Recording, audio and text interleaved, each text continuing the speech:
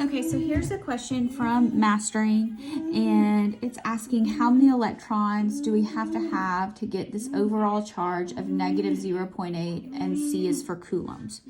So in order to work this problem, you can go back to the notes that we did on the oil drop experiment, where we wrote down that the charge of one electron is negative 1.60 times 10 to the negative 19th coulombs. And we just wrote that down, and I said it's not going to show up on a test or a quiz, but it'll show up on the homework. So here it is. So what we're going to say is we need a total of negative 0.8 coulombs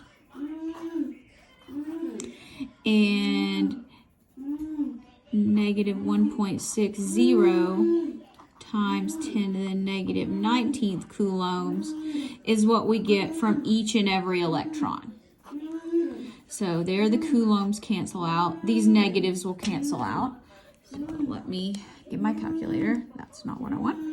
Okay, I'm going to put the negatives in there, but you don't have to. Negative 1.6. Make sure you're using this 10 to the power function. Negative 19.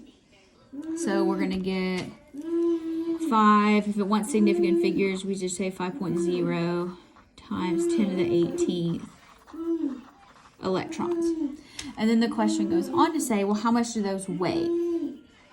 So we did not talk about this in class, but if you do a quick search either in the reference portion of the book, I think on the printed copy, it's like on the front cover, or if you just do a quick search, you will find that the mass of an electron, of one electron, is 9.1 times 10 to the negative 31 kilograms. And you think it's amusing that they do that in kilograms. I do too. Okay, so now we're just going to plug and chug here. So we have 5. I'm not going to put that 0.0 because it's going to mess me up in the calculator. Times 10 to the 18th electrons. And we know that one electron, you can just put an E if you want, weighs 9.1 times 10 to the negative 31 kilograms. Okay, so now we're done with electrons. Now the question's asking for grams. So, well, here we're in kilograms. We sure do know how to get to grams.